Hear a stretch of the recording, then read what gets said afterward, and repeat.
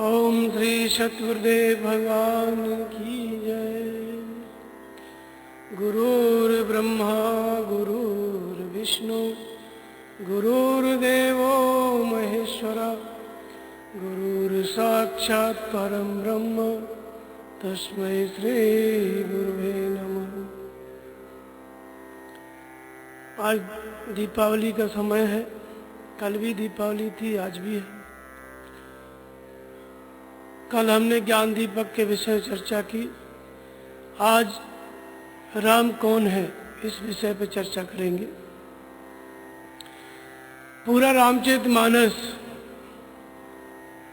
और पूरे रामचरितमानस में सबसे प्रमुख प्रश्न है राम।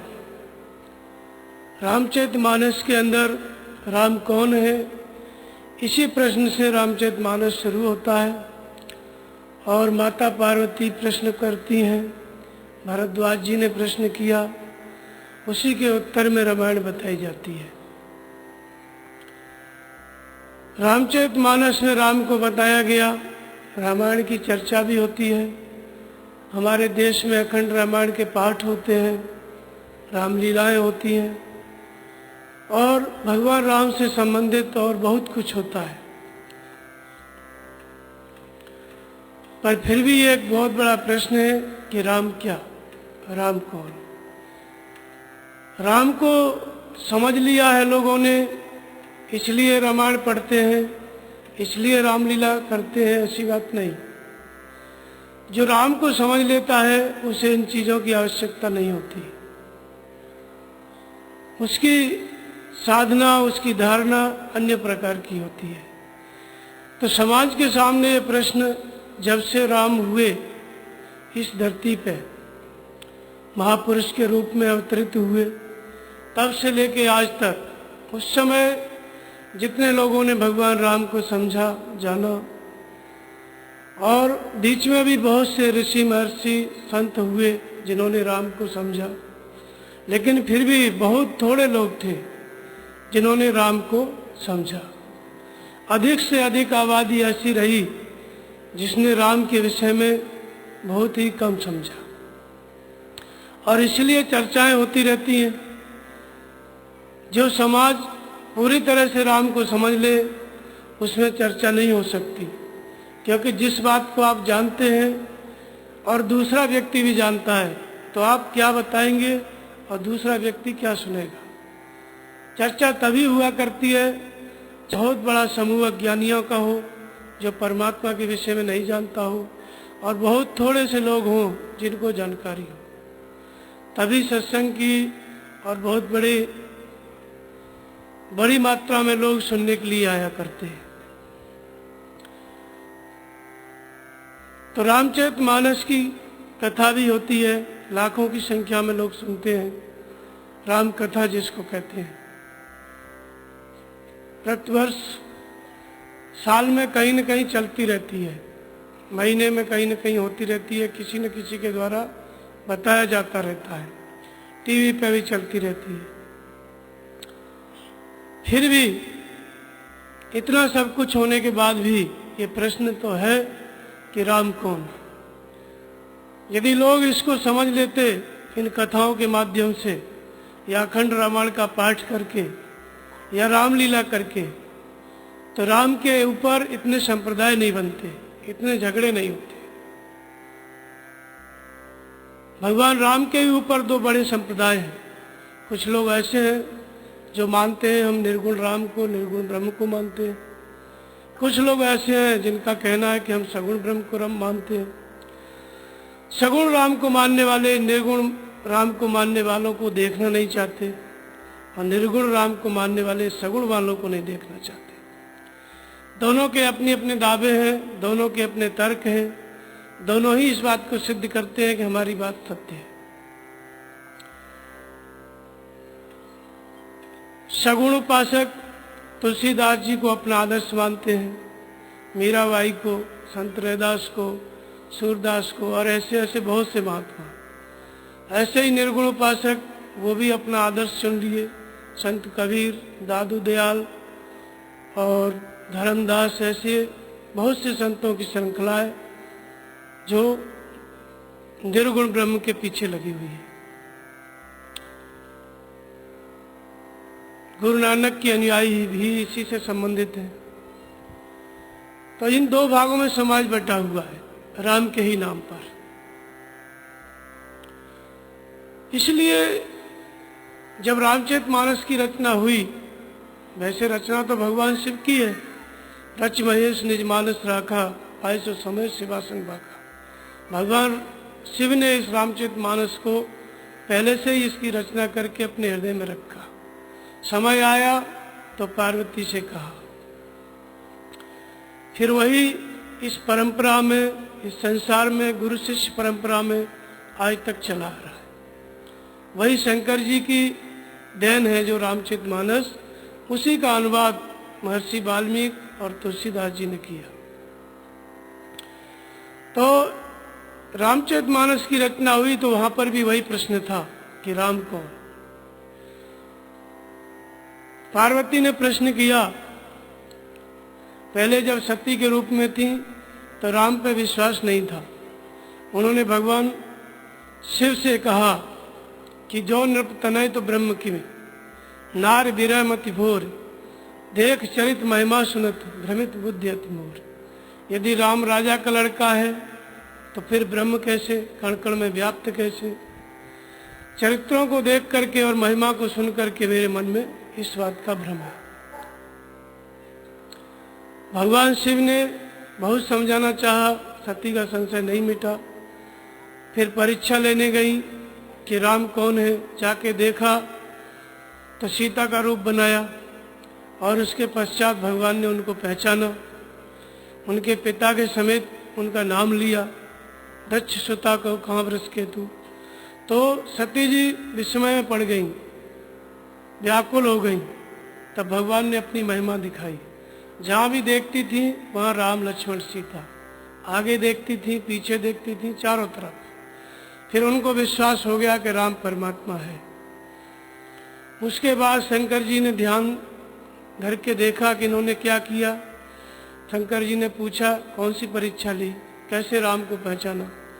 तो उन्होंने कहा कि मैंने कोई परीक्षा नहीं ली, जैसे आप प्रणाम करते हैं मैंने भी भगवान समझ के प्रणाम किया। लेकिन तब शंकर देखे उधर ध्याना, सती जो कीन चरित सब जाना। सब कुछ जान लिया तो शंकर जी ने उसका त्याग कर दिया। एतन सती भेंट मोहिनाई, शिव संकल्प कीन मन माई। त्याग दिया तो सती के मन में बहुत विरह था। फिर उन्होंने उस शरीर को छोड़ा, फिर पार्वती के रूप में आई, हिमाचल के घर पैदा हुई। फिर तपस्या किया, फिर शिव को प्राप्त किया और फिर उस जन्म में फिर वही प्रश्न, राम कौन।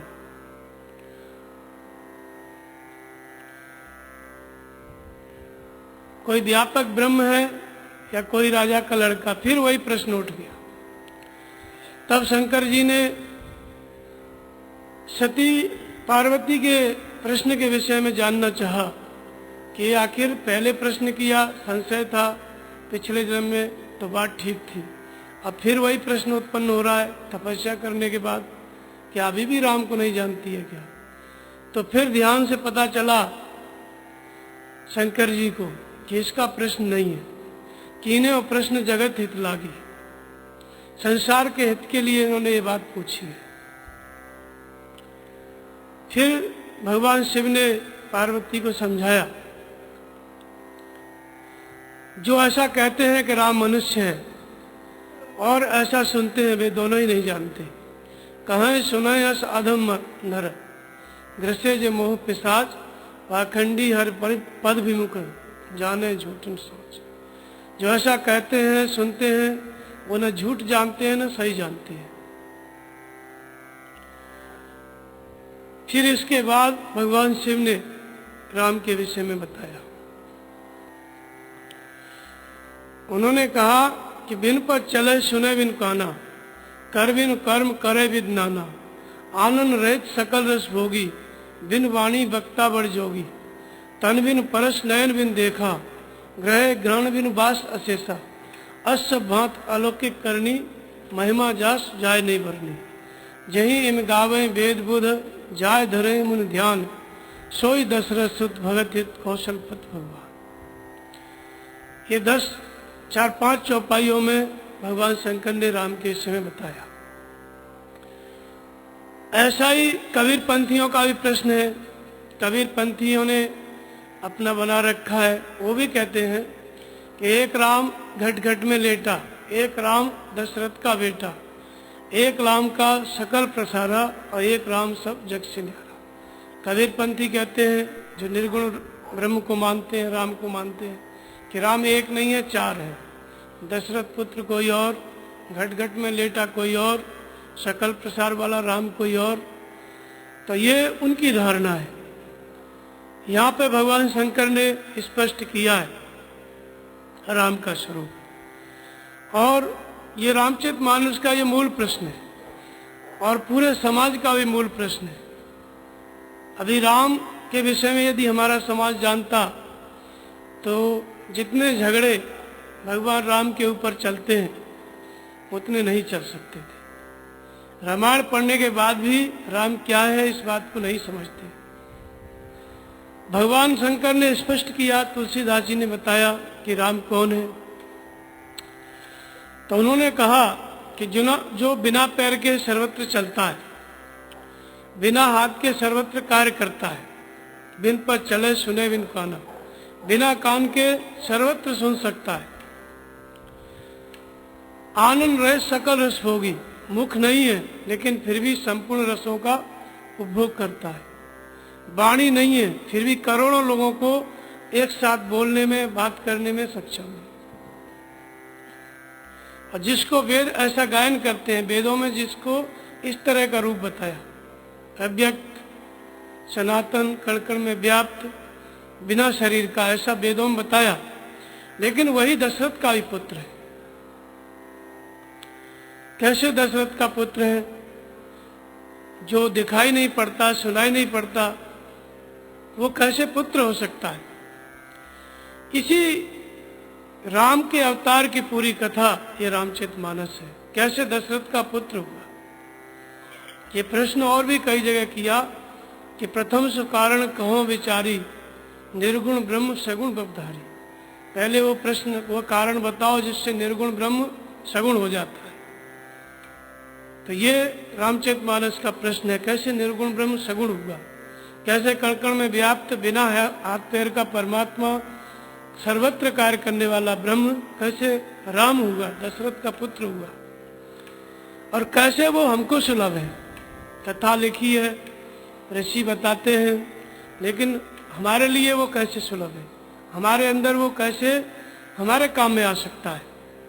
रामचरितमानस कभी किसी प्रकार की घटना घटी उसकी बात नहीं है। जिन रघुवीर चरण रत मानी, तिनकर यह गति प्रकट भवानी। जो आज परमात्मा के चरणों में प्रेम करता है, उसके अंदर ये रामचरितमानस आज घटता है। मुनिन प्रथम हरि कीरत गाई, तेमग चलत सुगम मोहि भाई। तुलसीदास जी कहते हैं कि जो पहले ऋषियों ने अपने अंदर बताया भगवान के विषय में, समझ करके जो बोला, वही बात मैं भी बताने जा रहा हूं। तो ये रामचरितमानस किसकी समझ में आता है? जे श्रद्धा संबल रहित नहीं संतन कर साथ, तिनको मानस अगम अति जिनय न प्रिय रघुनाथ। जिनके अंदर एक परमात्मा में श्रद्धा नहीं है, संतों का साथ नहीं है, उनके लिए रामचरितमानस अति अगम है। श्रद्धा होना चाहिए, संतों का साथ होना चाहिए, और हृदय स्थित ईश्वर में, एक परमात्मा में विश्वास, तभी ये रामचरितमानस समझ में आएगा। ये रामचरितमानस जिसमें राम का चरित्र, हनुमान का चरित्र, रावण का चरित्र, कौशल्या, केकई, सुपर्णखा, सीता, इतने चरित्र हैं। इन सब चरित्रों का मतलब क्या? ये मनुष्य के अंदर किस मनुष्य का चरित्र है? किस मनुष्य के अंदर ये घटना घटती है? इतने पात्र जो इसमें बताए गए, ये सब किस व्यक्ति के अंदर एक ही शरीर में आ जाते हैं? तो तुलसीदास जी कहते हैं कि साधु चरित्र सुचरित कपासु, निरस विशद गुणमय फल जासु। ये रामचरितमानस किसका चरित्र है? साधु का चरित्र है। ये साधु के अंदर घटने वाली घटना है। और साधु कौन होता है? इस करोड़ों की आबादी में जिसका मन विरक्त हो गया, जो परमात्मा की चाह को लेकर चल पड़ा वो साधु होता है, जो अपने आप को संयमित कर रहा है वो साधु होता है, उसके अंदर ये रामचरितमानस घटता है। तो इसलिए कैसे दशरथ का पुत्र, तो जब दशरथ के यहाँ भगवान राम का जन्म हुआ उसका भी विवरण उसमें बताया है रामचरितमानस में, कि जब देवताओं ने प्रार्थना की भगवान से तो पहले तो सब विचार करने लगे कि कहाँ भगवान रहते हैं। कोई कहता था वैकुंठ में, कोई कहता था क्षीर सागर में। भगवान शिव ने कहा कि तेज समाज गिरजा में रहे हो, अवसर पाए वचन एक कहे हो, हर व्यापक सर्वत्र समाना प्रेम ते प्रकट होय में जाना। शंकर जी ने कहा कि सर्वत्र समान रूप से व्याप्त है। वही बात कही जो पार्वती को उत्तर में कही, बिन पद चले सुने बिन काना। यही पहले उन्होंने कहा कि सर्वत्र व्याप्त है लेकिन प्रेम से प्रकट होता है। मैंने प्रेम किया है और प्रकट करके देखा है, इसलिए तुम भी प्रेम करो, प्रार्थना करो, तुम्हारे अंदर भी प्रकट होगा। देवताओं ने प्रार्थना की, फिर आकाशवाणी हुई कि मैं अवतार लूंगा दशरथ के यहाँ। जैसे आकाशवाणी हुई उसी ढंग से अवतार हुआ, अवतार हो गया, दशरथ के यहाँ राम का जन्म हुआ।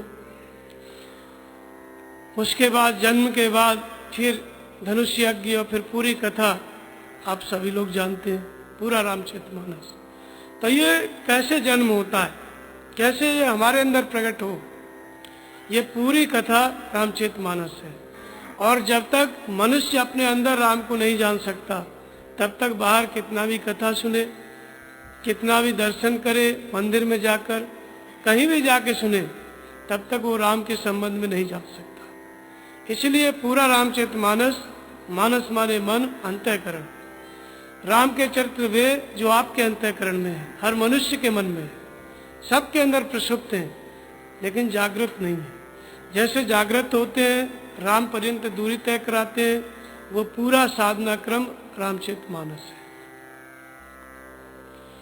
तो दशरथ के यहाँ राम का जन्म हुआ। ये दशरथ क्या है?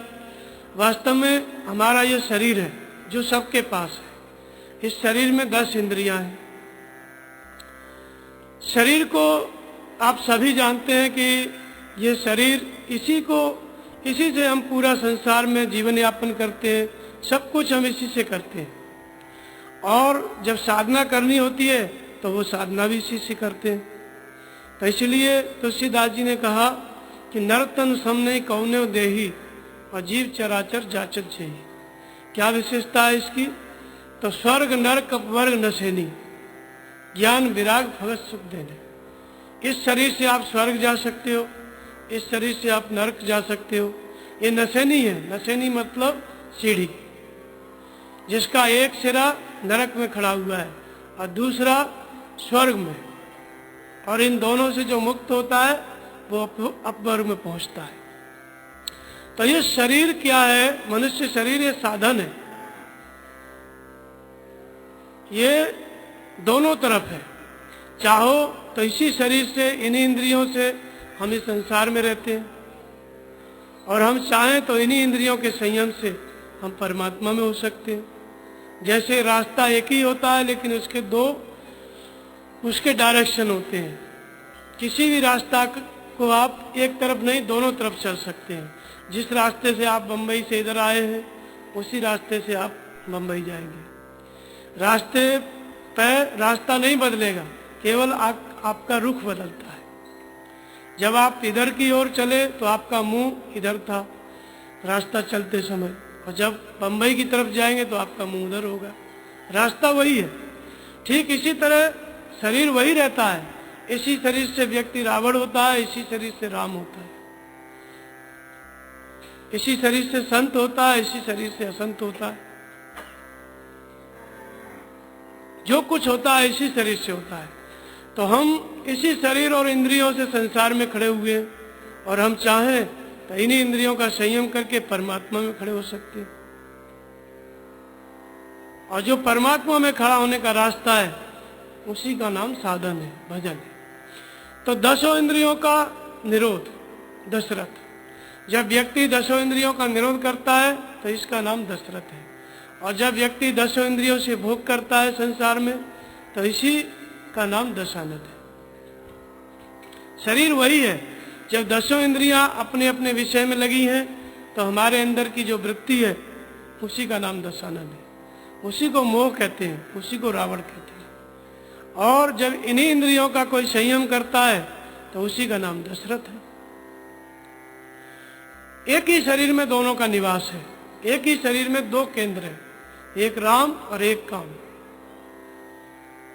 जो इस मोह से, काम से उब जाता है, वैराग्य हो जाता है, वो राम की तरफ चलता है, और जो राम से संबंध नहीं रखता है वो काम की तरफ चलता है। शरीर यही है दोनों काम करने के लिए, एक ही शक्ति भी है। तो इसलिए दसों इंद्रियों का निरोध। दसों इंद्रियों का निरोध कैसे होगा?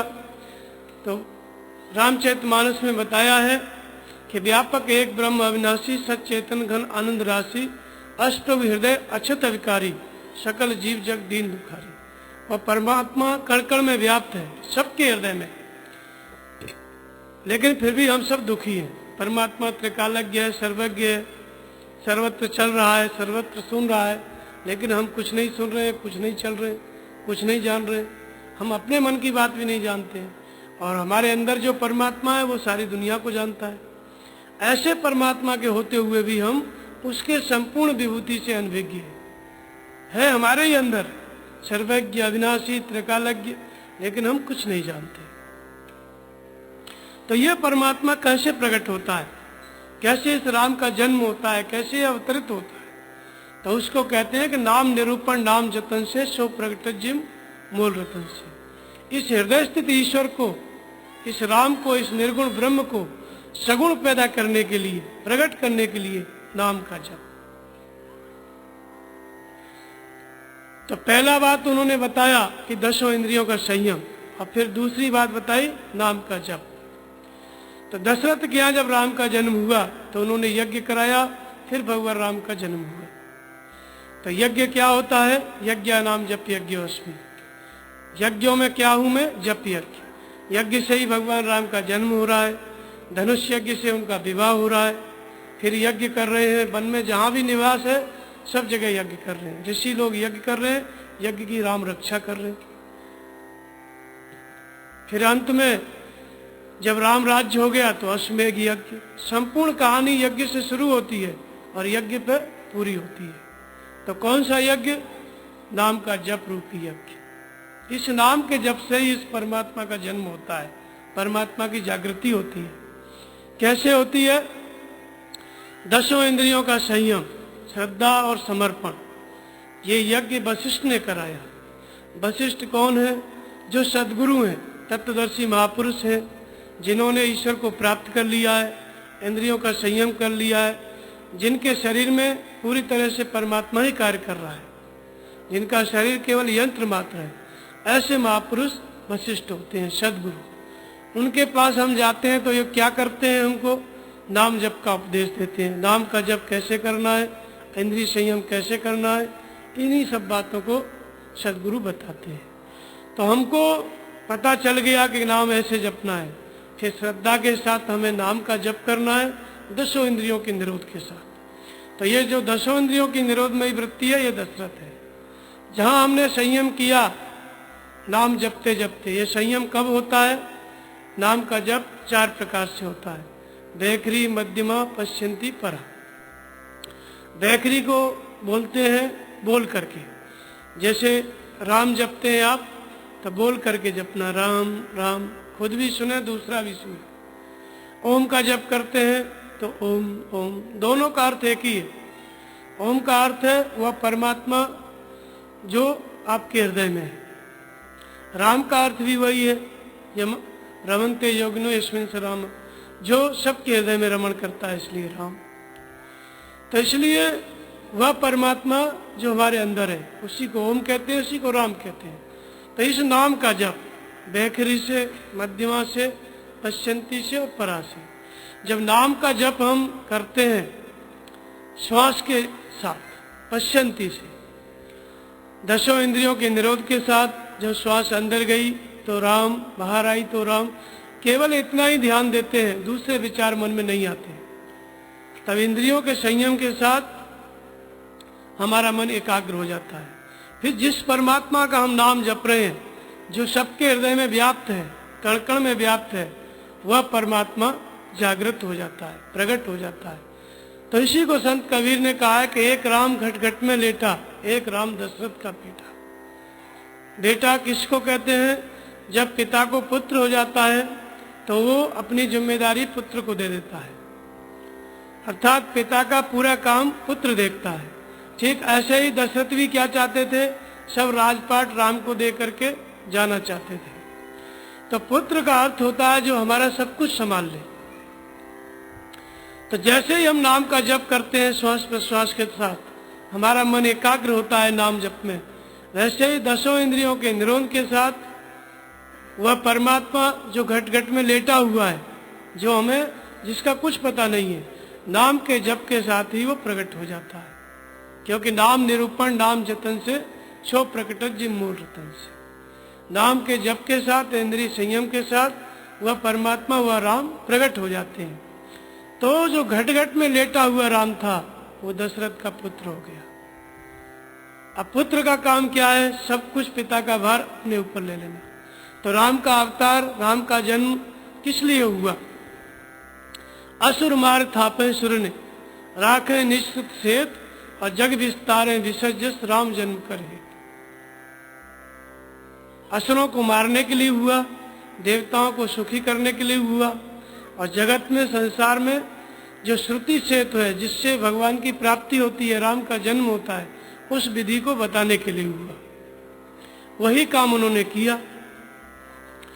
तो जैसे इंद्रिय संयम के साथ भगवान प्रकट होते हैं, तो जो बिना पैर के सर्वत्र चल सकता है, बिना पैर के सर्वत्र चलने वाला परमात्मा, बिना हाथ के सर्वत्र कार्य करने वाला परमात्मा, बिना कान के सर्वत्र सुनने वाला परमात्मा, वो उस साधक के अंदर काम करने लगता है। अर्थात भगवान प्रेरणा देने लगते हैं, आसुरी वृत्तियों का नाश करने लगते हैं। ये सब प्रक्रिया जागृत हो जाती है। इसी को कहते हैं राम का जन्म। तो यद्यपि ब्रह्म अखंड अनंता, अनुभव गम्य भजे जय संता। ब्रह्म अखंड और अनंत है, लेकिन अनुभवों के द्वारा वहां तक पहुंचा जा सकता है। अन माने अतीत, भव माने संसार। भगवान जागृत हो जाते हैं जिस शरीर में, जिस साधक के अंदर, तो उसके अंदर 2 बातें बताते हैं। क्या बताते हैं? संसार क्या है और इससे मुक्ति क्या है। भव माने संसार, वह प्रेरणा करके बताएंगे कि ये संसार है, ये प्रकृति है, ये माया है, और ये इससे मुक्ति है। यही 2 बातों से पूरे शास्त्र भरे पड़े हैं। शास्त्रों में आप पढ़ेंगे, रामायण पढ़ो, गीता पढ़ो, सब पढ़ो, उसमें केवल यही बताया गया है क्या करना है और क्या छोड़ना है, किससे बचना है और किसको आचरण में डालना है। पूरे पुराण भरे पड़े हैं देवासुर संग्राम से। असुरों को मारो, देवताओं पर का राज्य स्थापित हो। तो ये सब कहानी हमारे अंदर की है। हमारे अंदर भी जब परमात्मा प्रकट होता है, उसकी जागृति होती है अनुभव के रूप में, तो भगवान क्या करते हैं? ये संसार है, ये माया है, ये आसुरी वृत्ति है, इस बात को बताने लगते हैं, और ये देवी वृत्ति है। तो राम भक्त हित नर्तन भाग धारी और सह संकट किए साधु सुखारी। राम ने क्या किया? संकटों को सहन किया, साधु को सुखी किया, और भक्ति के हित के लिए उस शरीर को धारण किया। तो जब भगवान की जागृति होती है तो भगवान उस भक्त के शरीर को धारण कर लेते हैं। तो वह परमात्मा जो कुछ जिसका पता नहीं था, वह परमात्मा प्रकट होकर के तीनों कालों की जानकारी देने लगता है, सर्वत्र साधक को चलाने लगता है। तो इसको कहते हैं दशरथ का बेटा, दशरथ का पुत्र। अब इसी ईश्वर के मार्गदर्शन में चलते चलते जो भगवान बता रहे हैं, प्रेरणा कर रहे हैं, उसी के अनुसार साधक जब साधना करता है तो धीरे धीरे जब विकारों का शमन होता है, माया शांत होती है, और जब देवी वृत्ति पूरी तरह विकसित हो जाती है, तो असुर मार थापे सुरन, देवताओं की स्थापना हो गई। जिन सद्गुणों को साधक प्राप्त करना चाहता था, वे सब उसको प्राप्त हो जाते हैं। फिर ऐसी स्थिति में जब भगवान की प्राप्ति होती है, तो स्वर्ग नरक अपवर्ग समाना, जहां तहां देख धरे धन पाना। ईशावास्यमिदं सर्वम यत् किंचित जगत्याम जगत। तो कबीरदास जी कहते हैं एक राम का सकल प्रसारा। कबीरदास जी ने जब राम को देखा तो इसी रूप में देखा। पहले दसों इंद्रियों का निरोध किया, घट घट के प्रसुप्त राम को प्रकट किया, फिर साधना की। भगवान जन्म लेते हैं तो उनका काम है साधना कराना, संयम कराना, देवी गुणों को बढ़ाना, ये सब काम है। और इसी को रामलीला कहते हैं। राम ने जो कुछ किया वो सब यही कार्य था, असुरों को मारना। ये काम भगवान प्रेरणा करके साधु के हृदय में कराते हैं। जब विकार शांत हो गए, गुण विकसित हो गए, तो जहाँ भी दृष्टि पड़ती है फिर भगवान को ही साधक देखता है। तो इसी को कबीरदास जी ने कहा कि एक राम का सकल प्रसारा। पहले घट घट में प्रसुप्त था, कहीं नहीं दिखता था, फिर साधना करने लगा, विकार शांत हो गए तो सब जगह राम दिखाई देने लगा। तो कबीर को नहीं दिख रहा था केवल, तुलसीदास जी भी इसी बात को कहते हैं, जहां तहां देख धरे धनवान, स्वर्ग नरक अपवर्ग समान। उनको भी वही राम दिखने लग गया। फिर एक राम सब जग से न्यारा। जब भगवान को देखता है कोई भी भक्त तो सोई जाने दे जे देव जनाए। भगवान आपको वही जानता है जिसको आप स्वयं समझा दें। और जानने वाले का क्या होता है फिर, जानत तुम्हें तुम्हें हो जाए। इधर जाना उधर भगवान का ही स्वरूप हो जाता है। कितने लोग हुए जान करके भगवान का स्वरूप। तो जपे पवन सुत पावन नामू अपने बस कर राखे। भगवान शंकर ने जो महेश मन मानस संसा, वो भी भगवान के स्वरूप। नारद जाने हो नाम प्रतापु, भगवान नारद, देवर्षि नारद, वो भी भगवान के स्वरूप। भगवान के मार्गदर्शन में नाम जपते जपते जानते ही भगवान के ही स्वरूप हो जाते हैं। वाल्मीकि वह ब्रह्म समाना, उल्टा नाम जपा जग जाना। वाल्मीकि भी नाम जपते जपते जानत तुम्हें तुम्हें हो जाए। ये बात वाल्मीकि ने भगवान राम को कही कि उस वही आपको जान सकता है जिसको आप जना दें। और महर्षि वाल्मीकि भगवान की प्रेरणा के द्वारा, मार्गदर्शन के द्वारा तपस्या करके भगवान को जान चुके थे। उसके बाद ये बात भगवान से बता रहे थे कि आपकी कृपा से कोई कोई भक्त आपको जानता है और जानते ही आपका स्वरूप हो जाता है। हनुमान जी ने जाना तो हनुमान जी भगवान के स्वरूप, महर्षि वाल्मीकि ने जाना तो वे भगवान के स्वरूप, विश्वामित्र ने जाना तो वे भगवान के स्वरूप, तुलसीदास, जयदास, कबीरदास, इन्होंने जाना तो ये सब भी भगवान के स्वरूप। तो ये जानत तुम्हें तुम्हें हो जाए। पहले भगवान को सर्वत्र देखता है, जानता है, फिर वो भगवान का ही स्वरूप हो जाता है। तो एक राम सब जग से न्यारा। वो महापुरुष इसी संसार में रहता है, परंतु इसी संसार में रहते हुए इस संसार से परे रहता है।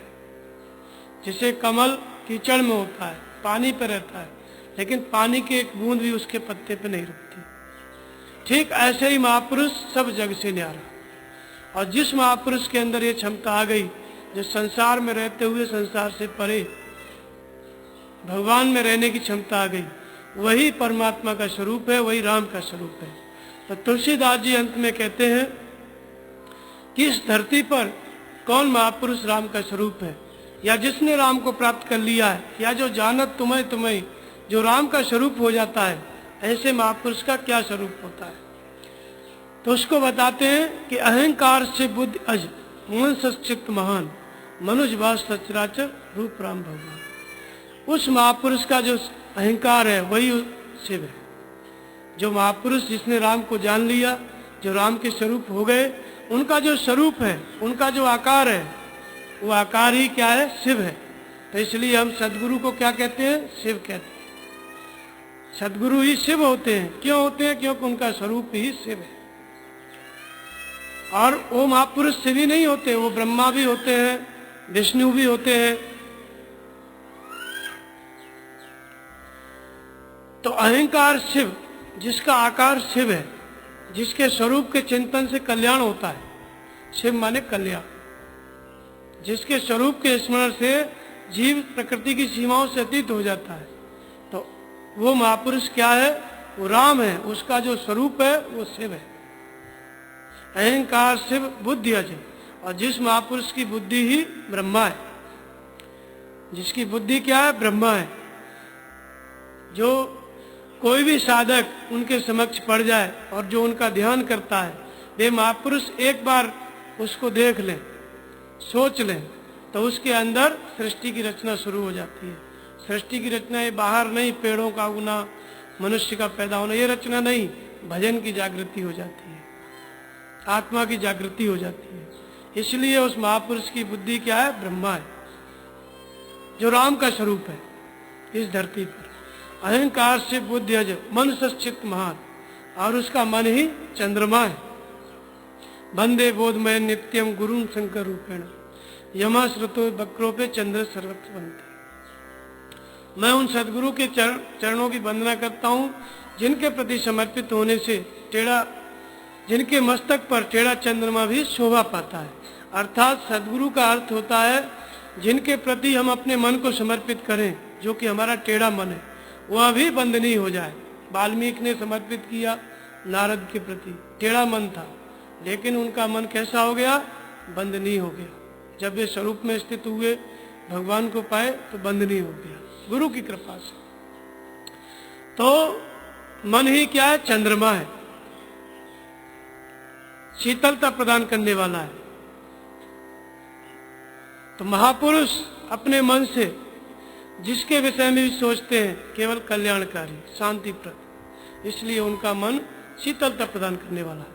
मन सच्चित्त महान, अचित्त ही विष्णु है।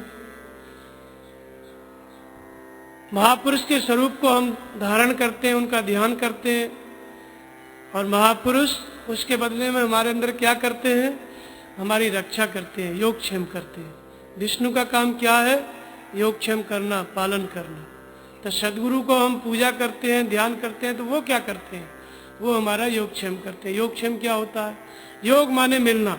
जिस परमात्मा से मिलने के लिए हम भजन कर रहे हैं, उससे जब तक हम मिल नहीं जाते तब तक जो अभ्यास चल रहा है, भजन चल रहा है, उस भजन को कराने की जिम्मेदारी सदगुरु की होती है। और क्षेम क्या है? क्षेम का अर्थ होता है कि उस भजन को करते समय साधक को जो आवश्यकता है, उसके शरीर की आवश्यकता है, तो उसके शरीर को भजन करने लायक बनाना, उसकी वैसी सुविधा देना, ये सदगुरु का काम है। प्रेरणा करके वो करते रहते हैं। कहाँ रह के सही भजन होगा, क्या होगा, ये गुरु महाराज प्रेरणा करके सब कराते हैं। उसको खान पान की व्यवस्था सब कुछ अपने हाथ में रखते हैं। इसको कहते हैं क्षेम। जब तक उसका योग पूरा नहीं हो जाता तब तक संपूर्ण व्यवस्था करना भजन करने के लिए, ये जिस महापुरुष में ऐसी क्षमता है वही परमात्मा राम का स्वरूप है। तो इसलिए सदगुरु को क्या कहा गया? गुरु ब्रह्मा गुरु विष्णु गुरुर्देवो महेश्वरा, गुरु साक्षात परम ब्रह्म। तो ये साक्षात परम ब्रह्म होता है सदगुरु, और यही जीवित शरीर में महापुरुष ही सगुण ब्रह्म होते हैं, सगुण राम होते हैं। इसलिए शंकर जी भी राम का भजन करते थे। तो कहने का तात्पर्य यह है कि वो महापुरुष, ये जो स्थिति है राम की, अहंकार से बुद्धि मन सचित महान मनुज वास सचराचर, ये स्थिति मनुष्य शरीर के रहते रहते आती है। ये ऐसे राम की बात तुलसीदास जी नहीं कर रहे हैं, बिन पद चले सुने बिन काना। यहाँ पे वो बता रहे हैं कि ये एक मनुष्य के अंदर घटने वाली घटना है, और जिस मनुष्य ने तपस्या करके, जिसका अहंकार शिव हो गया, जिसकी बुद्धि ब्रह्मा हो गई, जिसका चित्त विष्णु हो गया, वो महापुरुष इस शरीर के रहते रहते वो राम का स्वरूप है। तो वो इसी धरती पे रहता है, लेकिन एक राम सब जग से न्यारा है इसी संसार में, लेकिन संसार की तरंगों का, वातावरण का उसके ऊपर कोई असर नहीं, इसलिए सब जग से न्यारा। तो ये पूरा रामचरितमानस कैसे राम की जागृति हो, कैसे भगवान जागृत होकर भजन कराते हैं, और कैसे राम अपने स्वरूप को प्रदान करते हैं भक्त के लिए, कैसे भक्त भगवान का स्वरूप हो जाता है, कैसे जानत तुम्हें तुम्हें हो जाता है। ये संपूर्ण साधना इस रामचरितमानस के अंदर है, और जिसकी शुरुआत श्रद्धा हृदय में स्थिर करने से, हृदय स्थित ईश्वर में, और नाम का जप करने से जिसकी शुरुआत होती है। फिर भगवान जागृत हो गए, अनुभव की जागृति हो गई, फिर धीरे धीरे संपूर्ण विकार शांत हो गए, तह राम राज्य की स्थिति। इसलिए रावण मारा गया तो राम राज्य स्थापित हो गया। तो रावण मारने का अर्थ होता है कि जो दसों इंद्रियों की विषयोन्मुखी प्रवृत्ति थी वो पूरी तरह समाप्त हो गई, मोह समाप्त हो गया और इंद्रियां संयमित हो गई। इस शरीर रूपी पृथ्वी में राम का राज्य स्थापित हो गया। ये जो शरीर है महापुरुष का यंत्र हो जाता है, फिर उसमें राम ही कार्य करते हैं। फिर उनके सानिध्य में जितने लोग आते हैं वो सब राम राज्य की प्रजा है। फिर वे महापुरुष जिस भी जगह पर रहते हैं वो राम राज्य की व्यवस्था है। फिर उनके यहाँ पर यह दीपावली मनाई गई। तो ये दीपावली जो है इस पूर्णत्व प्राप्त महापुरुष के हृदय की स्थिति है और उसी स्थिति को प्राप्त करने के लिए हम लोग महापुरुष का दर्शन करते हैं। क्यों? उनका मोह समाप्त हो गया, उनका रावण मर गया, हमें अपने मोह को समाप्त करना है, हमारा भी लक्ष्य वही है। तो इसलिए उनके स्वरूप का चिंतन करेंगे, उनका ध्यान करेंगे तो ये प्रक्रिया हमारे अंदर आरंभ हो जाएगी। तो राम नाम मण दीपधर जिये देरी द्वार, तुलसी भीतर बाहरो जो चास दिया। कौन सा दीपक हमें जलाना है? राम के नाम का। किससे जलाना है? जीव से जप के। जब अंदर गई श्वास तो राम, बाहर आई तो राम, बस इतना ही कहे, जीव से केवल इतना ही जपे, तो इसको कहते हैं दीपक। और हर श्वास में नाम जपने लग गए तो प्रत्येक श्वास एक दिया हो जाती है।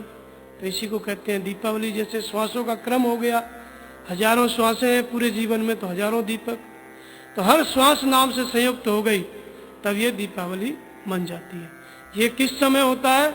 जब मोह रूपी रावण समाप्त हो गया, हृदय स्थित ईश्वर की प्राप्ति हो गई, तब उस महापुरुष की एक एक श्वास नाम से संयुक्त होती है, तब उसके हृदय में ये दीपावली प्रकाशित होती है।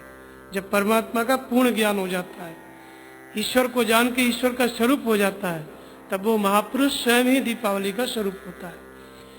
अब इस दिन लक्ष्मी की पूजा क्यों करते हैं? तो लक्ष्मी को आपको समझना पड़ेगा। लक्ष्मी के विषय में धारणा है कि लक्ष्मी जी एक देवता है जो धन की देवी है, जो जिसकी पूजा करने से धन की वर्षा होती है, ऐसी धारणा लोगों के हृदय में है। लेकिन आप देखेंगे कि रावण के पास सोने की लंका थी। रावण के पास क्या थी? सोने की लंका थी। फिर भी रावण मरा तो दरिद्र होके मरा। भगवान अंगद जी ने रावण को कहा भी है, अति दरिद्र असी अति बूढ़ा, कौल काम बस कपिन विमूढ़ा, सदा रोगवश संतत क्रोधी, विष्णु विमुख सुत संत विरोधी, तन पोषक निंदक अखानी, जीवत सबसम 14 प्राणी। हे बुद्धिहीन रावण, तुम्हारे अंदर ये सभी 14 दुर्गुण हैं। अति दरिद्र असी, अत्यंत दरिद्र रावण को कहा अंगद जी ने। तो क्या रावण दरिद्र था? रावण के पास सोने की लंका थी, सभी निशाचरों को सुखी कर दिया, सुखी सकल रजनीचर कीने। ऐसा कोई राजा ऐसा काम नहीं कर सकता है कि सबको सुखी कर दे। सब तो राम के राज्य में भी सुखी नहीं थे, वहां पर भी सीता जी को लेके बहुत से प्रजा में असंतोष था। लेकिन रावण ने कैसी व्यवस्था की कि सुखी सकल रजनीचर कीने, सभी निशाचरों को सुखी कर दिया। ऐसी व्यवस्था दे दी। मांगे भारत दे जल रामचंद्र के राज।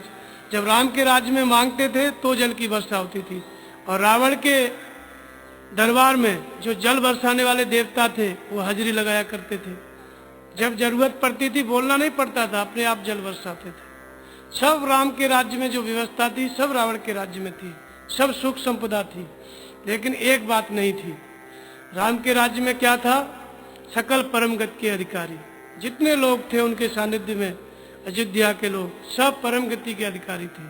और वो रावण के राज्य में व्यवस्था नहीं थी। देवता उनके बंदी गृह में थे, सभी प्रजा थी लेकिन भयभीत रहती थी। वरुण कुमेर पवन धनधारी अग्नि कालजम सब अधिकारी, आयुष करे सकल भयभीता। सब भयभीत रहते थे और उसकी सेवा करते थे। और यहाँ पे सेवा में सुख पाई। महापुरुष के सानिध्य में क्या होता है? राम के राज्य में सुख पाते थे सेवा करके, और उसके यहाँ सेवा करते थे तो दुख पाते थे। तो रावण मुक्ति नहीं दे सकता था, प्राण ले सकता था। या राम के राज्य में मुक्ति की भी व्यवस्था थी। तो ये दोनों में अंतर था। तो इसलिए रावण को अंगद ने कहा अत्यंत दरिद्र। क्यों कहा? क्योंकि दरिद्रता का अर्थ होता है दर दर भटकना। किसका दर दर भटकना? जैसे मनुष्य के अंदर सब कुछ आ जाए लक्ष्मी की लोग पूजा करते हैं किस लिए? कि धन आ जाए। धन आ जाता है, वो लोग भी लक्ष्मी की पूजा कर रहे हैं। वो किस लिए कर रहे हैं? जिनके पास धन नहीं है तो बात समझ में आती है कि धन की प्राप्ति के लिए लक्ष्मी की पूजा कर रहे हैं। और जिनके पास अकूत धन है, करोड़ों अरबों की संपत्ति है, वो भी लक्ष्मी की पूजा कर रहे हैं। वो किस लिए कर रहे हैं? वो इसलिए कर रहे हैं कि धन चला न जाए। उनका ये रहता है कि दरिद्र न हो जाए। कहने का तात्पर्य ये है कि अति दरिद्र, जिसके पास जितनी संपत्ति होती है वो उतना ही दरिद्र हो जाता है, क्योंकि उसकी वृत्ति उतनी ज्यादा धन के लिए ललायत हो उठती है। तो चित्त वृत्ति का दर दर भटकना, ये चीज प्राप्त हो गई, अब ये चाहिए। रावण की क्या स्थिति थी? सब कुछ प्राप्त हो गया तो मन में आया कि सीता हमारी रानी बन जाए।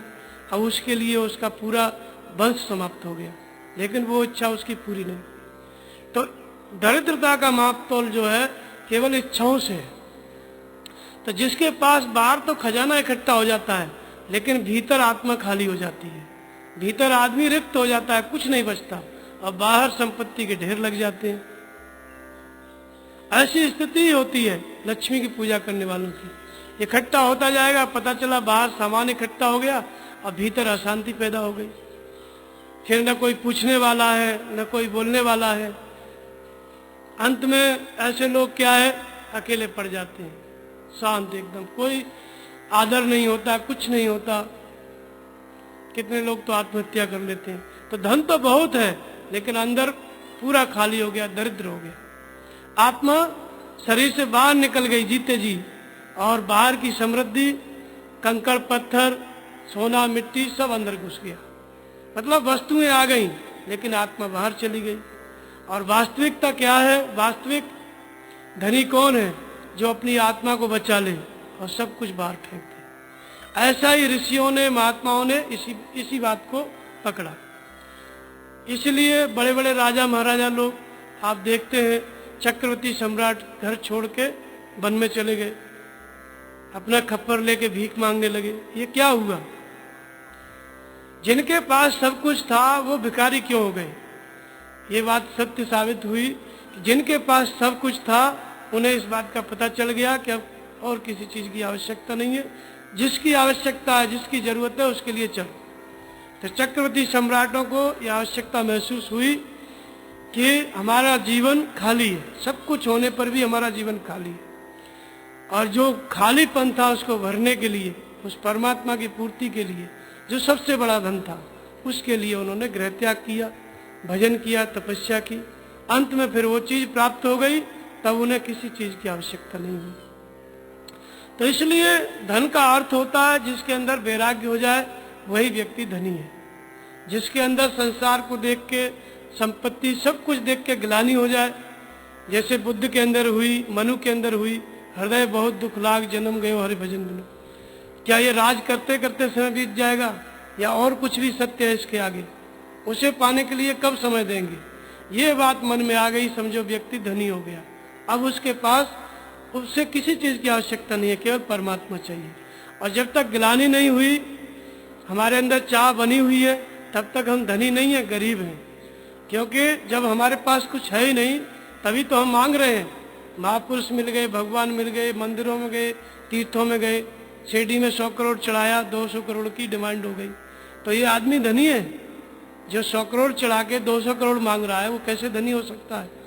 ये ही दरिद्रता है।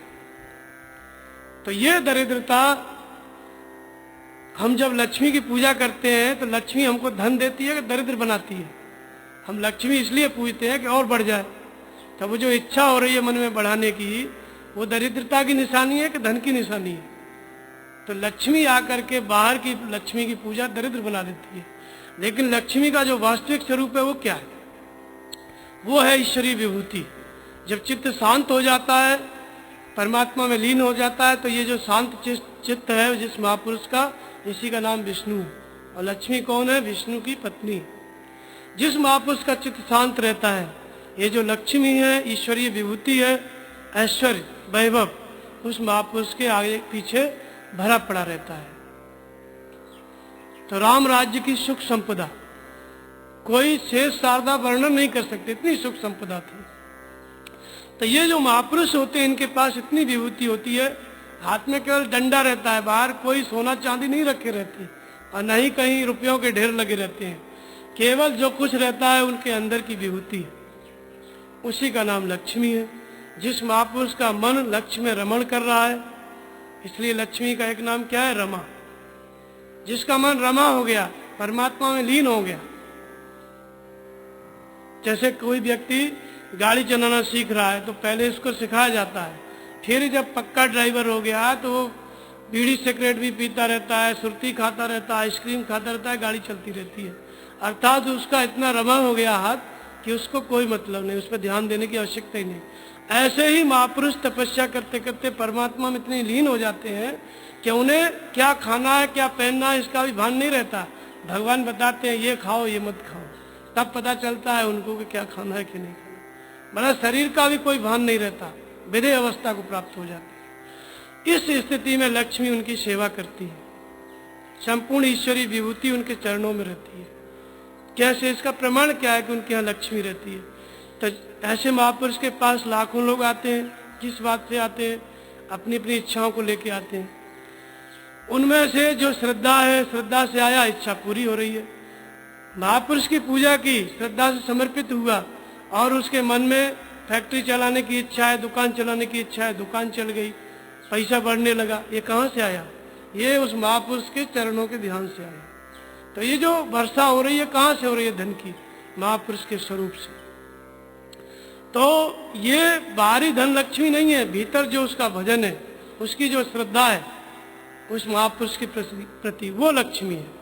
लक्ष्य में मन का लगना, जो लक्ष्य है परमात्मा, वो महापुरुष उसका स्वरूप है। उसमें जितना मन लगाया उतना ही लक्ष्मी आपके पास है। तो लक्ष्मी माने धन संपत्ति नहीं। जो महापुरुष को नहीं मानते वो भी धनी होते हैं। इस धन का जिक्र यहाँ पे नहीं है, ये उस विभूति का यहाँ पे चर्चा की जा रही है जो महापुरुष के अंदर होती है, उसी का नाम लक्ष्मी है। तो जैसे जैसे हम महापुरुष का ध्यान करते जाएंगे, हमारे अंदर बाहर की चीजें तो पूरी होंगी ही, लेकिन भीतर शांति बनी रहेगी। और जो भीतर की शांति है वही असली लक्ष्मी है, वही असली धन है।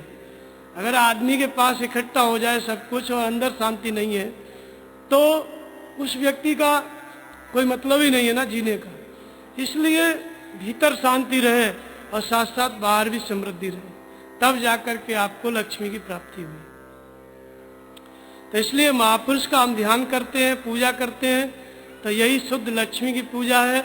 और उनके द्वारा जो हमें मिलता है बिना मांगे, वही धन हमारा वास्तविक धन है। बाहर जो मिलता है वो भी सही है और भीतर जो आत्मिक संपत्ति मिल रही है वो भी सत्य है। उनकी प्रेरणा से, उनके आशीर्वाद से जो मिल गया वही असली धन है। तो इसलिए लक्ष्मी की पूजा का अर्थ होता है जिस महापुरुष के पास संपूर्ण ऐश्वर्य है, भगवत्ता है, ईश्वर स्वरूप है, उस महापुरुष की पूजा, ताकि हमें ऐश्वर्य तो मिले ही, साथ साथ मुक्ति भी मिल जाए, भगवान भी मिल जाए। तो ऐसी स्थिति जिसके द्वारा प्राप्त होती है, उस महापुरुष की पूजा ही वास्तव में लक्ष्मी की पूजा है, कि शांति भी मिले और मुक्ति भी मिले, बाहरी समृद्धि भी मिले, मुक्ति भी मिले। तो ये लक्ष्मी पूजन भी इसी महापुरुष की पूजा का नाम था। लेकिन धीरे धीरे लोगों ने क्या है, लोगों को वस्तुओं की इच्छा रहती है, इसलिए उन्होंने एक देवता गढ़ लिया लक्ष्मी, कि ये वस्तुओं की पूर्ति करेगा।